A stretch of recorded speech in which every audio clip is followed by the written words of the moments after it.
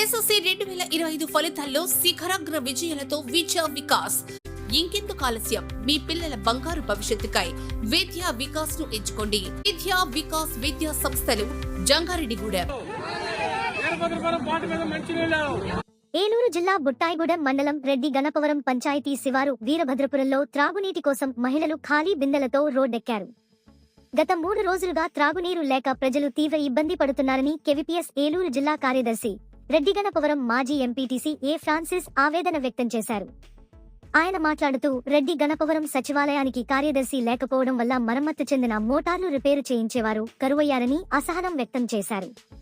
Polavaram MLA Chirri Balaraju దృష్టి సారించి అధికారులలో చలనం వచ్చేలాగా చర్యలు తీసుకోవాలని కోరారు. ఈ కార్యక్రమంలో నేలపాంతలమ్మ, సుజాత, సరోజిని, వీరమ్మ, వెంకట్, మారయ్య, రమణ, సీతయ్య, సుబ్బారావు తదితరులు పాల్గొన్నారు.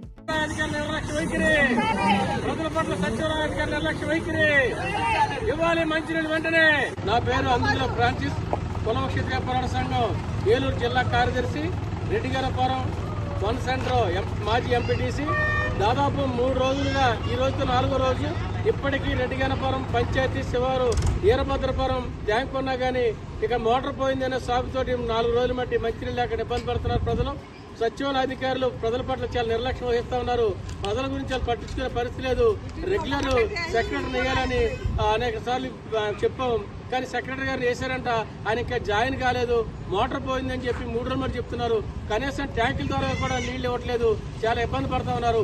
ఇక్కడ గ్రామాలకు వెళ్ళి మోటార్ ఉన్న అక్కడికి వెళ్ళాలన్నా కానీ పంటల టైం కాదు, మోటార్లు కూడా పొలాలు లేవు. నీళ్లు లేకుండా చాలా ఇబ్బంది పడుతున్నారు. బయటికి వెళ్ళి మంచినీళ్ళు మట్టికి 20 రూపాయలు ట్యాంక్ కొనుక్కొచ్చుకొని మంచినీళ్ళు తాగుతున్నారు. అన్నం వండుకుంటా కానీ పిల్లలకు కానీ చాలా ఇబ్బంది పడుతున్నారు. పనులకు వెళ్ళాలంటే అన్నం వండుకుంటా కూడా నీళ్లు లేవు. అది చాలా ఇబ్బందిగా ఉంది రెడ్డి గణపవరం ప్రజలకి. ఇమీడియట్ గా మోటార్ బాగు చేసి సాయంత్రం లోపల మంచినీళ్ళు ఇవ్వకపోతే రేపు పొద్దున్నే వచ్చి సచివాలయం దగ్గర సోమవారం కూర్చుంటాం. ఇమీడియట్ గా మంచినీళ్ళు ఇవ్వాలని చెప్పి మేము ప్రజా సంఘాలుగా తెలియజేస్తున్నాం. ఇవ్వాలి మంచినీళ్ళు, వెంటనే ఇవ్వాలి. వీరభద్రపురంలో మంచినీళ్ళు, వీరభద్రపురంలో మంచినీళ్ళు, వీరభద్రపురంలో మంచినీళ్ళు.